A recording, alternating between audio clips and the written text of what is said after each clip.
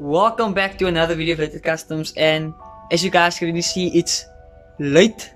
Not super late, it's late. We're gonna install a double din in my car today, and I actually bought myself an Energy Audio double din. It's a A700BT.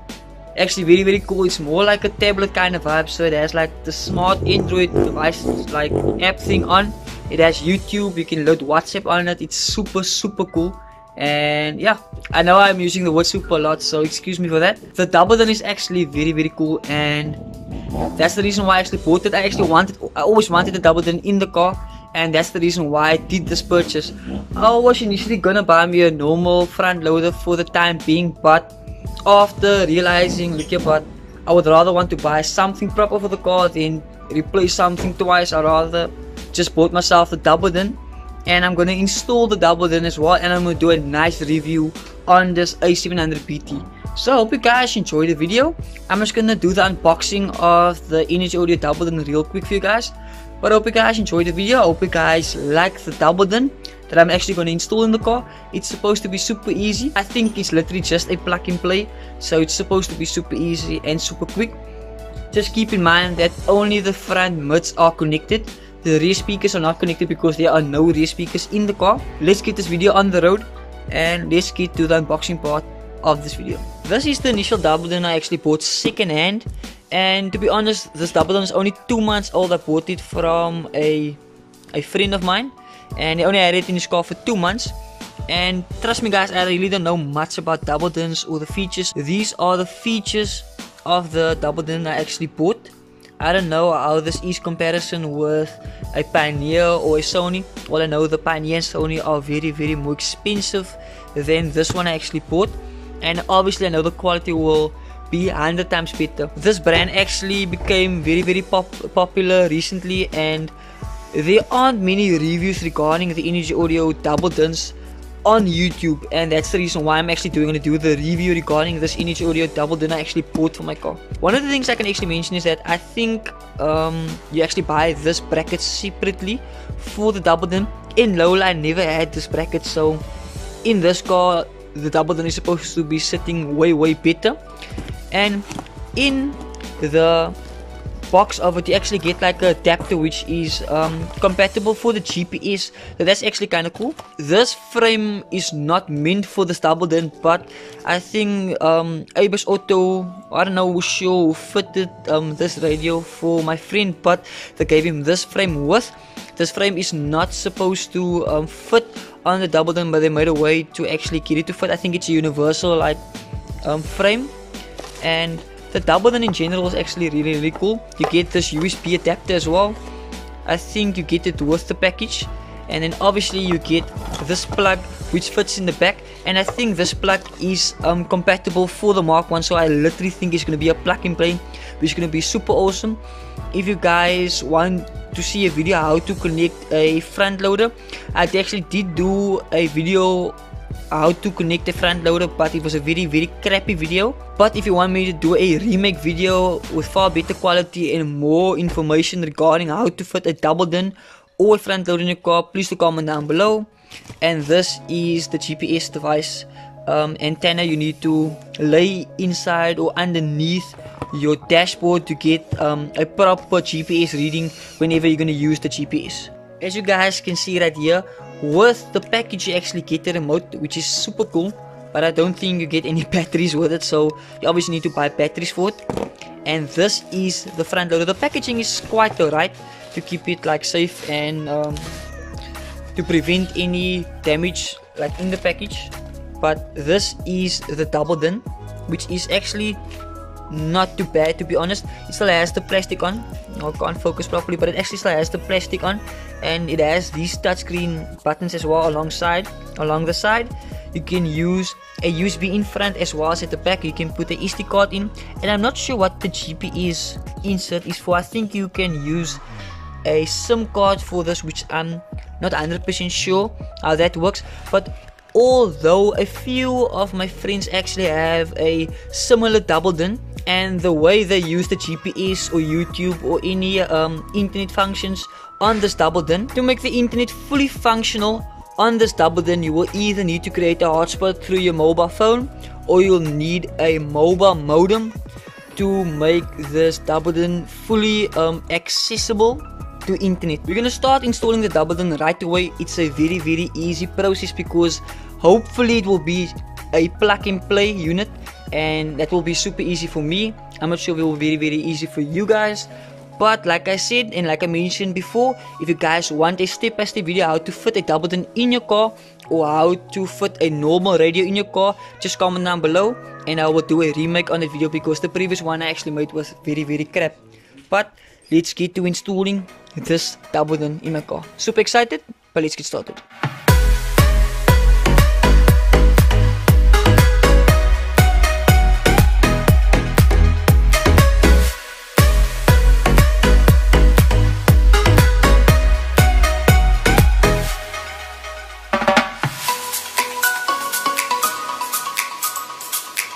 What I managed to achieve this far is that I actually only got the frame in the car, which you guys can see it's actually very stiff.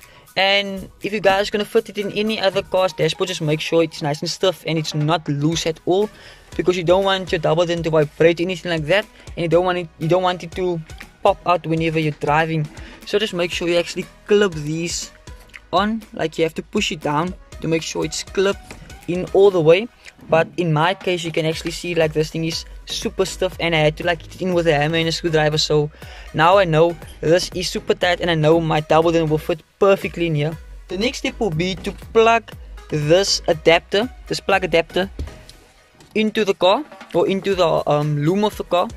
This is the previous plugs for the original tape, and this is actually a very cool adapter that I think you can buy at Sound Match or any like audio place. Very cheap, very easy way to actually just have a nice plug and play setup. So you literally just plug this into your car and you can literally plug the other end of this wiring into the unit or your double-din or your normal radio, and it's supposed to be working 100% like it was the original tape or original radio in your car. That's exactly what I'm going to do. That's why there's not much explaining to do. So the only thing I'll be doing, I'll be just running this wire from the back of the dashboard through here. I'll be plugging in both, which is this yellow one right here is for constant power, the red one's for the ignition, and obviously the black one right there is for ground, which you guys see right there. If I plug that in there, is supposed to be power on the radio. It's supposed to be working with the ignition. And obviously the other plug which you see right here with the purple, grey, white and green wires, those are obviously for the speakers. So I will be plugging it in, see if it actually works, which I really hope it does, and it's not much to do, to be honest. And this one I'll be plugging it in at the back of the double-din and I'll be running the other end of it. So this end actually goes into the double-din at the back, and this end you actually run it to your cabrio. So that's what I'm going to do, because if I plug in a USB stick, I can actually just plug it in inside of the cabrio and the front of the double-din will actually have no inserts.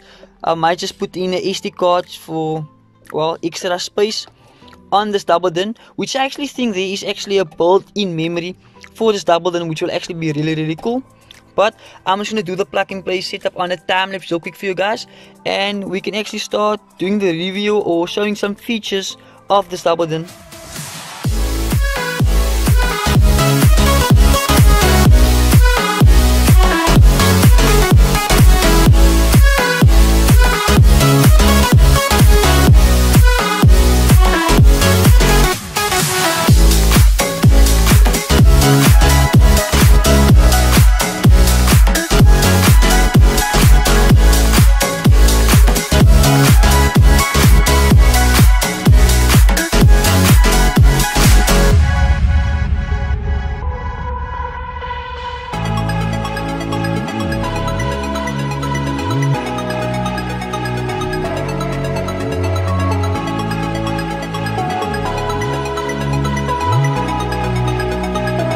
I finally got the double-din on, and to be honest, like feeling like the touchscreen actually like feels like super amazing, and it's like instant, like responsive. Okay, a little bit delayed, not too bad. Like to me the quality is actually very nice, and you can actually see all the features on there. There's like, I think it was Google like at one point but it's actually really amazing. It's literally like having like a tablet in your car. I don't think I'm gonna go too in depth regarding this. I think I'm just gonna send a few songs to the loader. I know both front speakers are actually working, because if you actually go to radio and you turn up the volume, you can actually hear both speakers are actually on, so that's a good thing. Actually, we're on to a very good start, which is super amazing.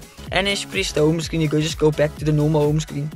I'm not sure how the USB port works, because if you go into music right here, you can actually send some tracks to the double din, which is actually super amazing. That's the reason why I would like a SD card in the double din. That way I can actually send songs to the double din and store it on the double without having to plug in my USB or connect my phone via Bluetooth. This would actually be a very easy way to get songs to appear on your double din, then to listen to YouTube songs the whole time. But I'm anyway gonna drive around with a mobile modem in the car whenever I need to use the GPS.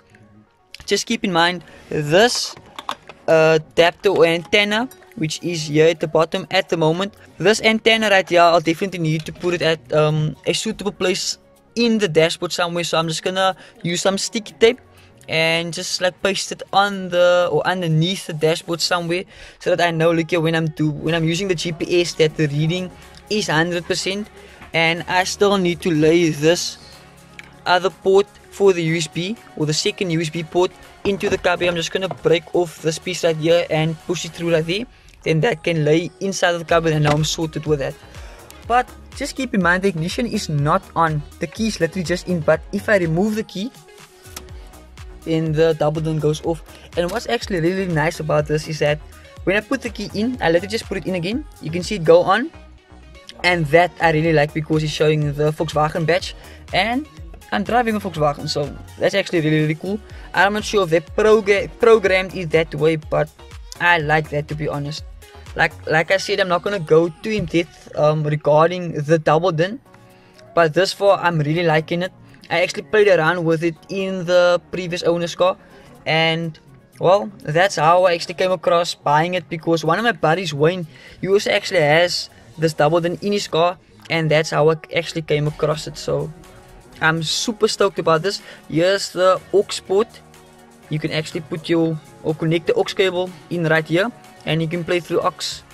And I think you will be able to play videos while driving. I think you just need to connect one of the wires with the earth wire at the back, if I'm not mistaken. Correct me if I'm wrong in the comments down below.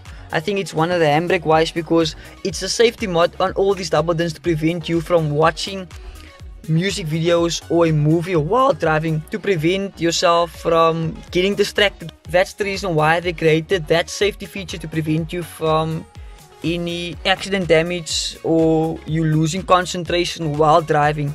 So that way you can't watch any music videos while driving. Your handbrake needs to be up to be able to access the video mode. But this way I'm super excited about it. I'm just gonna set in my time, set in everything. I already changed the passwords. I just need to connect my modem. My modem is laying somewhere inside of the house. Just need to charge it. But this far I can actually just connect it to the Wi-Fi of my house. But I'm just gonna send a few tracks to the double din real quick, and we can actually see like the quality of sound it like actually plays. I'm not sure about the equalizer, because I don't see any equalizer on this radio. Oh, here's the equalizer option in the music, so you can actually choose you only get like what, 2, 4, you only get 6 options you can choose from. Obviously I'll be using the normal user option, because then I can adjust it the way I would like it inside of my car. And here you get like, well, I don't know what, I'm not sure what this is for. It's like a wide angle, like how you would like it to play inside of the car, from each speaker, the front 2 speakers and the rear 2 speakers. So you can adjust it that way. And obviously you have your back button right here, and you can adjust the volume. Like, I think it's like a normal like volume, like silent mode or vibration mode. You can adjust it on this double din as well, which is super cool. I actually like all the features on it, because it's literally like having a tablet inside of your car. And just keep in mind this spacing right here. I'll obviously need to buy this part by SoundMatch. I bought mine previously at SoundMatch. I bought me and Jody a set of, or one strip like that. So I'm just going to buy it again just to cover up the top part. But this universal cover actually works perfectly fine, and I actually like the effect inside of the car. Just keep in mind, this will be my viewing from the driver's side seat. And to be honest, like having this doubled in right here is actually really amazing, and I will actually recommend this Energy Audio brand. It's not too bad. Like I said, I don't know much about tapes, but these are the basics. That's the features I will be using on the doubled in, and I don't think you actually need any other features for a car radio, to be honest. Like, it's very basic, very easy to use. You literally get a file manager as well, where you can access all your files. Check there, that's the storage space. Not too bad, 11.44 gig, not too bad at all. So it's quite big. I have another 32 gig SD card inside, so I think I might just connect that. There is totally more than enough space for you to send some music videos to your doubled in, or send some or to send some tracks to your doubled in, or even like downloading extra apps you can most probably use on the doubled in. So to me, this far, it's a thumbs up. For the price range, I think this was on a special for 1,999 at ShabaMags for the Black Friday special. But I think the initial price was, I think, 2,300 or 2,800 at ShabaMags. Just keep in mind, this one has been discontinued, but the later Energy Audio is released. But unfortunately, it's not like this one. Like, it doesn't have the tablet or phone features as this one, so it will just have the normal aux and Bluetooth and stuff like that. But this far, I'm enjoying myself with it. I'm just gonna send a few tracks to it and see how it actually plays and how you can adjust the volume inside of the car. So guys, I actually connected the tape to the Bluetooth, and that actually works 100%. I connected this tape to the Wi-Fi of my house, so this way I can actually access Google Chrome, which I actually connected to YouTube, so you can literally see there LateLateCustoms. So I'm just gonna connect on my latest video. So it's supposed to play, everything is supposed to work. I didn't want to play you guys a song. Damn, shit. It sounds weird like listening to myself, but you guys can see everything works 100%. Quality is actually not too bad. It still has the plastic on, that's why it's a little bit like blurry, and the phone can't focus that great on the doubled in, but everything works 100%. I will be seeing you guys tomorrow as well on the same video, because tomorrow I will be installing the rear speakers and connecting them as well, and I'll see you guys tomorrow in 1 second. So after a really hard night's work on working on the yellow car, figuring everything out and playing around with the doubled in. The doubled in isn't actually that bad. It's actually very amazing for Energy Audio, and especially for a starter doubled in, if I can state it like that. I would definitely recommend buying it. It's super amazing. The touch calibration, it's 100%, so you don't have to worry about that. I'm not sure about the replacement part about it, or if it ever breaks or whatever, but a friend of mine has it in for a few months, and well, he never had a problem with the loader since he bought it brand new. And the guy who I bought my doubled in by, he only had it like for, I say, 2 months. I bought it by him and it still works 100%, so I would definitely recommend buying one.